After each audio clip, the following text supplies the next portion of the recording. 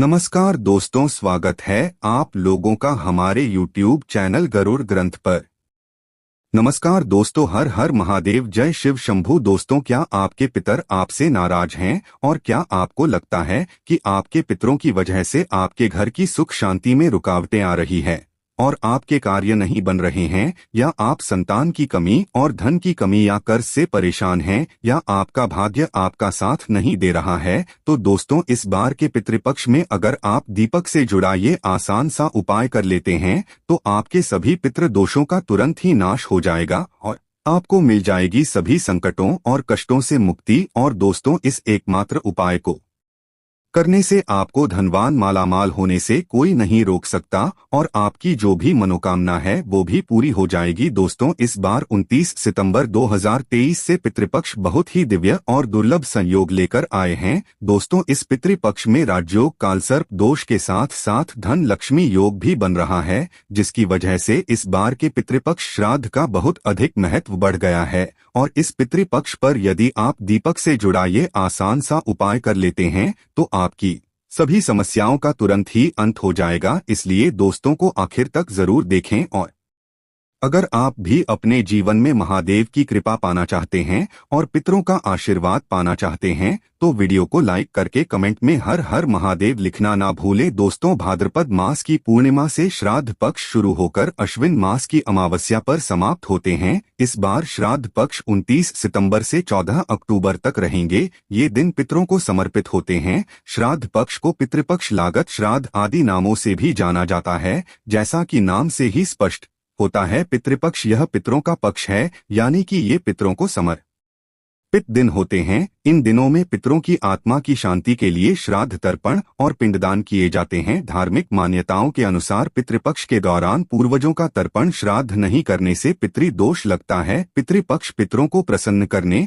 और उनकी कृपा प्राप्त करने के लिए बहुत ही खास दिन माने जाते हैं। माना जाता है पितृपक्ष के दौरान श्रद्धापूर्वक अपने पितरों को कुछ अर्पित किया जाए तो उससे पितृ अति शीघ्र ही प्रसन्न हो जाते हैं और अपनी कृपा बरसाते हैं। हिंदू धर्म में पितृगण को देव तुल्य माना गया है।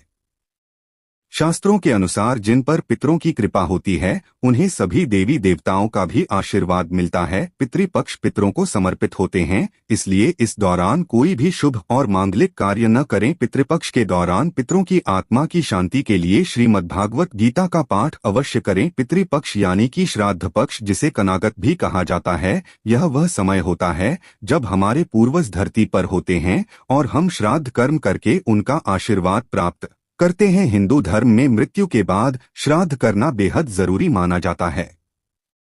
मान्यता है कि अगर अपने पूर्वजों का तिथि पूर्वक श्राद्ध और तर्पण नहीं किया जाए तो उन्हें इस लोक से मुक्ति नहीं मिलती और वह संसार में ही भटकते रहते हैं। ब्रह्मवैवर्त पुराण के अनुसार देवताओं को प्रसन्न करने से पहले मनुष्य को अपने पितरों यानी कि पूर्वजों को प्रसन्न करना चाहिए। पितृदोष सबसे जटिल कुंडली दोषों में से एक है। पितरों की शांति के लिए हर वर्ष भाद्रपद मास के शुक्ल पूर्णिमा से अश्विन मास की अमावस्या तक पितृपक्ष श्राद्ध होते हैं। इस दौरान कुछ समय के लिए यमराज पितरों को आजाद कर देते हैं ताकि वे अपने परिजनों से श्राद्ध ग्रहण कर सके। माना जाता है कि जिस घर के पितर अपने परिवार के लोगों से खुश रहते हैं उस घर के लोगों को देवी देवताओं का भी आशीर्वाद प्राप्त होता है। शास्त्रों के अनुसार जिन लोगों के पितृ उनसे प्रसन्न नहीं होते हैं उन्हें पितृदोष का श्राप मिलता है। माना जाता है कि जिस घर में पितृदोष का श्राप लगता है उस घर के सदस्य कभी भी सुखी नहीं रहते और न ही वे जीवन में सफलता प्राप्त कर पाते हैं।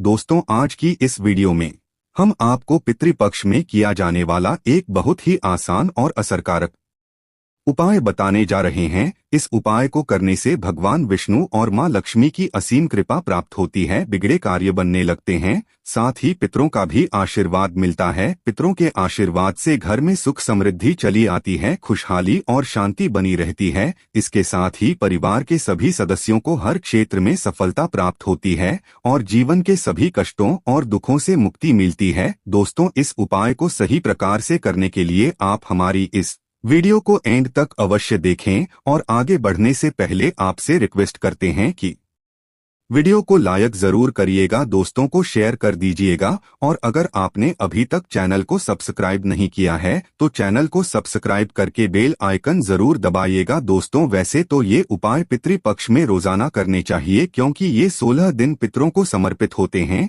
लेकिन अगर रोज ना कर पाए तो पितृपक्ष की पूर्णिमा, पितृपक्ष की अमावस्या और पितृपक्ष की एकादशी के साथ ही आपके पितरों की जो मृत्यु तिथि है उस दिन आप इस उपाय को अवश्य ही करें और पितृपक्ष की अमावस्या पर भी अवश्य करें। यह उपाय आपको संध्या काल या रात्रि के समय करना है। इस उपाय को सुबह या दोपहर के समय ना करें। उपाय को करने के लिए आप अच्छे से मुंह हाथ पैर धोकर साफ हो जाएं और स्वच्छ वस्त्र धारण करें। इसके बाद एक दिया तैयार करें, दिए में एक रुई की बाती लगाएं और शुद्ध घी भरें, और शुद्ध घी ना हो तो इस दिए में आप सरसों का तेल भरें और इस दिए में आप थोड़े से काले तेल डाल दें। इस उपाय को करने के लिए आप मिट्टी का, पीतल का या आटे का कैसा भी दिया ले सकते हैं। अगर आप आटे का दिया ले रहे हैं तो ध्यान रखें आटा साफ होना चाहिए और आटे में नमक नहीं भी होना चाहिए। दिया बनाने के बाद अब आप अपने घर के दक्षिण कोने को साफ करें। अगर आपके घर के दक्षिण कोने में स्टोर रूम है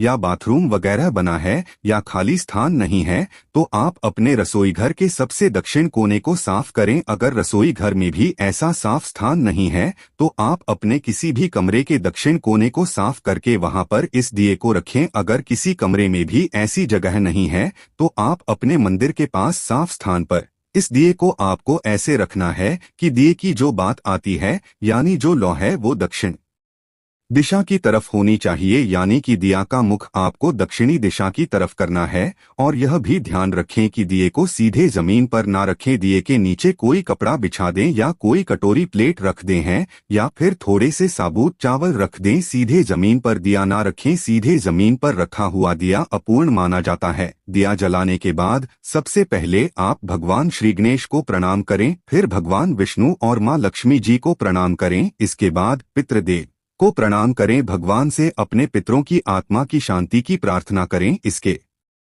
बाद पितरों से मुक्ति की प्रार्थना करें। इसके बाद आप भगवान श्री विष्णु जी के महामंत्र ओम नमो भगवते वासुदेवाय का 11 बार जाप करें। मंत्र का जाप करने के पश्चात अब आप पितृदेव के इस मंत्र का 108 बार जाप करें। मंत्र इस प्रकार है, ओम पितरों देवताय नम, ओम पितरों देवताय नम। इस मंत्र का आपको 108 बार जाप करना है। आप किसी भी माला पर जिस पर आप मंत्र का जाप करते हैं उस पर भी इस मंत्र का जाप कर सकते हैं या फिर उंगलियों पर गिनकर या माचिस की तीली पर या मिश्री के दाने पर गिनकर भी आप इस मंत्र का जाप कर सकते हैं। दोस्तों, ध्यान रखें, इस मंत्र का जाप आपको दक्षिण दिशा की तरफ मुंह करके करना है। शास्त्रों में बताया गया है कि पितृ आलोक दक्षिण दिशा में है। दक्षिण दिशा पितरों की दिशा होती है। इस दिशा में पितरों का वास होता है। श्राद्ध पक्ष में दक्षिण दिशा में इस प्रकार दिया जलाने से और मंत्र का जाप करने से पितृदेव की असीम कृपा प्राप्त होती है और पितृदोष पितृ आशीर्वाद में बदल जाता है। मंत्र का जाप करने के बाद आप अपने पितरों को, अपने पूर्वजों को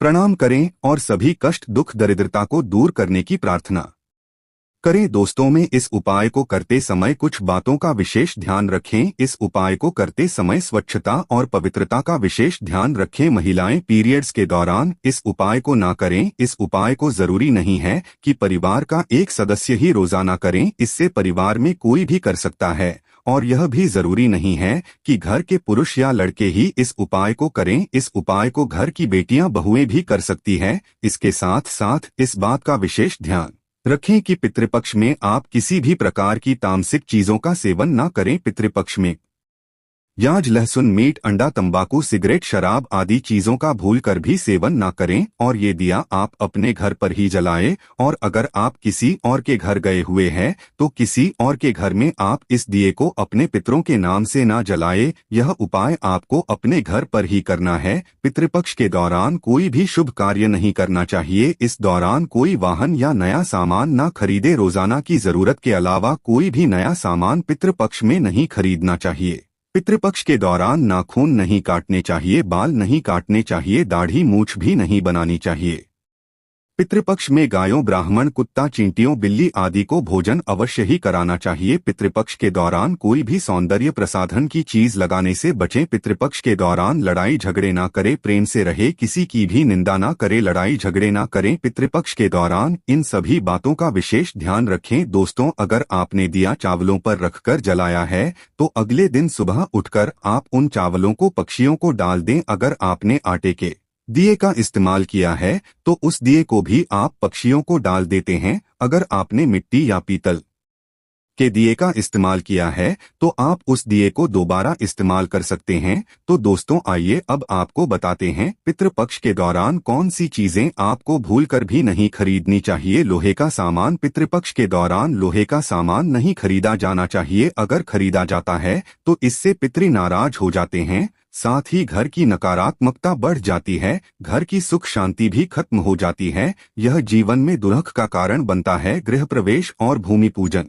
इसके अलावा पितृपक्ष के दौरान भूमि पूजन और नए घर में प्रवेश नहीं किया जाना चाहिए। अगर ऐसा किया जाता है तो उस घर में भूत प्रेत का वास होने लगता है, साथ ही घर का व्यक्ति काफी खुश नहीं रहता है और उसे जीवन में परेशानियां झेलनी पड़ती है। वहीं घर के व्यक्ति अक्सर बीमार भी रहने लगते हैं, क्योंकि ऐसा करने से पितृ नाराज हो जाते हैं। नए कपड़े। पितृपक्ष में नए वस्त्र नहीं खरीदे जाना चाहिए। हालांकि श्राद्ध पक्ष के दौरान नए वस्त्रों का दान जरूर किया जाता है, लेकिन पुराने वस्त्र का नहीं और ना ही नए वस्त्र खरीदे जाते हैं। अगर ऐसा किया जाता है तो उस पत्र नाराज हो जाते हैं और उसका शुभ प्रभाव जीवन पर देखने को मिलता है। मांस मदिरा। पितृपक्ष या श्राद्ध पक्ष के दौरान मांस मदिरा नहीं खरीदी जानी चाहिए, ना ही इसका सेवन करना चाहिए। अगर मांस मदिरा का सेवन किया जाता है और उन चीजों को खरीदा जाता है तो इससे पितृ नाराज हो जाते हैं और जीवन पर काफी ज्यादा प्रभाव देखने को मिलता है। इतना ही नहीं, वंश पर इसका प्रभाव सबसे ज्यादा पड़ता है। घर में कलह भी बढ़ जाता है। आइए अब आपको बताते हैं श्राद्ध विधि और श्राद्ध का भोजन। पौराणिक ग्रंथों के अनुसार श्राद्ध करने की भी विधि होती है। यदि पूरे विधि विधान से श्राद्ध कर्म न किया जाए, मान्यता है कि वह श्राद्ध कर्म निष्फल होता है और पूर्वजों की आत्मा ही रहती है। शास्त्र सम्मत मान्यता यही है कि किसी सुयोग्य विद्वान ब्राह्मण के जरिए ही श्राद्ध कर्म करवाना चाहिए। श्राद्ध कर्म में पूरी श्रद्धा से ब्राह्मणों को दान दिया ही जाता है। साथ ही यदि किसी गरीब जरूरतमंद की सहायता भी आप कर सके तो बहुत पुण्य मिलता है। इसके साथ साथ गाय, कुत्ते, कौवे आदि पशु पक्षियों के लिए भी भोजन का एक अंश जरूर डालना चाहिए। इन्हें भोजन डालते समय अपने पितरों का स्मरण करना चाहिए। मन ही मन उनसे श्राद्ध ग्रहण करने का निवेदन करना चाहिए। यदि संभव हो तो गंगा नदी के किनारे पर श्राद्ध कर्म करवाना चाहिए, नहीं तो घर पर भी इसे किया जा सकता है। जिस दिन श्राद्ध हो उस दिन ब्राह्मणों को भोज करवाना चाहिए। भोजन के बाद दान दक्षिणा देकर भी उन्हें संतुष्ट करें। श्राद्ध पूजा दोपहर के समय शुरू करनी चाहिए। योग्य ब्राह्मण की सहायता से मंत्रोच्चारण करें और पूजा के पश्चात जल से तर्पण करें। श्राद्ध करने के लिए किसी ब्राह्मण को आमंत्रित करें, भोज कराएं और अपनी सामर्थ्य के अनुसार दक्षिणा भी दें। श्राद्ध के दिन अपनी सामर्थ्य या इच्छानुसार खाना बनाएं। आप जिस व्यक्ति का श्राद्ध कर रहे हैं उसकी पसंद के मुताबिक खाना बनाएं जो उचित रहेगा। श्राद्ध के दिन लहसुन प्याज रहित सात्विक भोजन ही घर की रसोई में बनना चाहिए, जिसमें उड़द की दाल, बड़े चावल, दूध, घी से बने पकवान, खीर, मौसमी सब्जी जैसे तोरई, लौकी, सीताफल, भिंडी, कच्चे केले की सब्जी ही भोजन में मान्यता है कि श्राद्ध के दिन स्मरण करने से पितर घर आते हैं और अपनी पसंद का भोजन कर तृप्त हो जाते हैं। खाने में लहसुन प्याज का इस्तेमाल ना करें। आइए अब जानते हैं पितृपक्ष की पौराणिक कथा। पितृपक्ष की पौराणिक कथा के अनुसार जोगे तथा भोगे दो भाई थे। दोनों अलग अलग रहते थे। जोगे धनी था और भोगे निर्धन। दोनों में परस्पर बड़ा प्रेम था। जोगे की पत्नी को धन का अभिमान था, किंतु भोगे की पत्नी बड़ी सरल हृदय थी। पितृपक्ष आने पर जोगे की पत्नी ने उससे पितरों का श्राद्ध करने के लिए कहा तो जोगे इसे व्यर्थ का कार्य समझकर टालने की चेष्टा करने लगा, किंतु उसकी पत्नी समझती थी कि यदि ऐसा नहीं करेंगे तो लोग बातें बनाएंगे। फिर उसे अपने मायके वालों को दावत पर बुलवाने और अपनी शान दिखाने का यह उचित अवसर लगा।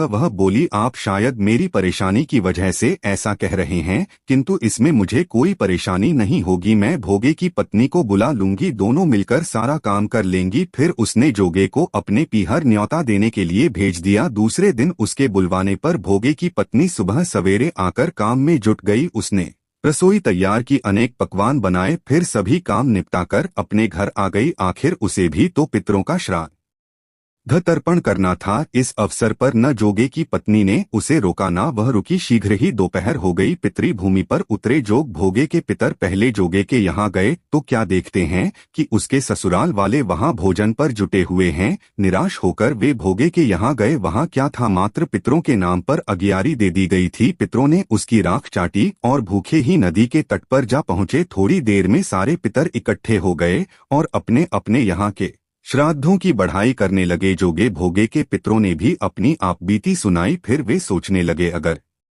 भोगे समर्थ होता तो शायद उन्हें भूखा न रहना पड़ता, मगर भोगे के घर में तो 2 जून की रोटी भी खाने को नहीं थी। यही सब सोचकर उन्हें भोगे पर दया आ गई। अचानक वे नाच नाच कर गाने लगे, भोगे के घर धन हो जाए, भोगे के घर धन हो जाए। सांझ होने को हुई। भोगे के बच्चों को कुछ भी खाने को नहीं मिला था। उन्होंने माँ से कहा, भूख लगी है। तब उन्हें टालने की गरज से भोगे की पत्नी ने कहा, जाओ, आंगन में हौदी औंधी रखी है, उसे जाकर खोल लो और जो कुछ मिले बांटकर खा लेना। बच्चे वहां पहुंचे तो क्या देखते हैं कि हौदी मोहरों से भरी पड़ी है। वे दौड़े दौड़े माता के पास पहुंचे और उसे सारी बातें बताई। आंगन में आकर भोगे की पत्नी ने यह सब कुछ देखा तो वह भी हैरान रह गई। इस प्रकार भोगे भी धनी हो गया, मगर धन पाकर वह घमंडी नहीं हुआ। दूसरे साल का पितृपक्ष आया। श्राद्ध के दिन भोगे की स्त्री ने 56 प्रकार के व्यंजन बनाए, ब्राह्मणों को बुलाकर श्राद्ध किया, भोजन कराया। दक्षिणादि जेठ जेठानी को सोने चांदी के बर्तनों में भोजन कराया। इससे पितर बड़े प्रसन्न तथा तृप्त हुए।